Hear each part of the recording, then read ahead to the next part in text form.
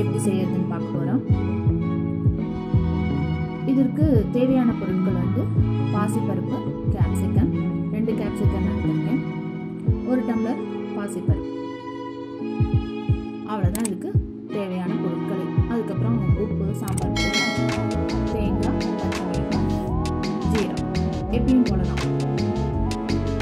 பாசிப்பருப்பை நல்லா ஒரு 3 விசில் வச்சு குக்கரில் வேக வச்சு எடுத்து வச்சுருக்கேன்.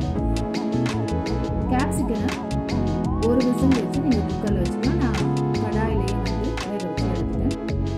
3 பச்சை மிளகாய் எடுத்துருக்கேன், தேங்காய், 1 டீஸ்பூன் ஜீரகம். இது மட்டும்தான் அரைக்கிறதுக்கு.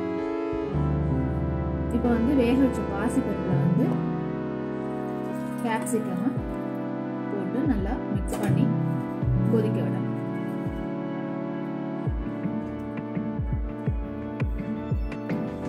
கேப்சிகம் வந்து முக்கால்வாசி பேர் யாரும் சாப்பிட மாட்டாங்க, உங்களுக்கு அந்த டேஸ்ட் பிடிக்காது. பட் நீங்கள் இப்படி வந்து கூட்டாக செஞ்சு சாப்பிடலாம். கண்களுக்கு ரொம்ப நல்லது.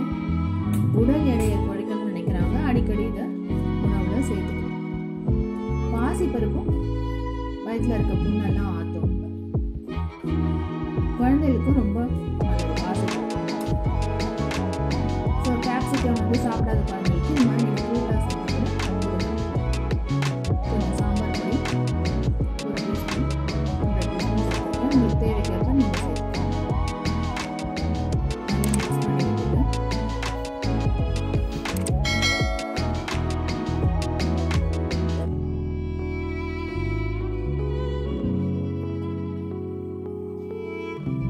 தேவையான அளவு சால்ட். ஏற்கனவே கேப்சிகம் வேக விடும் போதே கொஞ்சம் சால்ட் போட்டிருக்கேன், அதனால் நீங்கள் பார்த்து போட்டுக்கோங்க. அதுக்கப்புறம் அரைக்க வேண்டிய 3 பொருளையும் அரைச்சி எடுத்துட்டு நல்லா கொதி வந்ததுக்கப்புறம் அரைச்சதையும் எடுத்து அதில் மிக்ஸ் பண்ணணும். ரொம்ப நீர்க்க இருந்தது அப்படின்னு நீங்கள் நினச்சிங்கன்னா கொஞ்சம் அரிசி மாவு கூட கலந்து விட்டுக்கலாம். சுவையான ஹெல்தியான ஒரு ரெசிபி, சட்டுன்னு நீங்கள் செஞ்சும் முடிக்க முடியும். கூட்டு ரெடியாக எடுத்து இப்போ தாளித்து போட்டுக்குவோம். அவ்வளோதான். கடுகு, உளுத்தம்பருப்பு, கொஞ்சம் கருவேப்பிலை.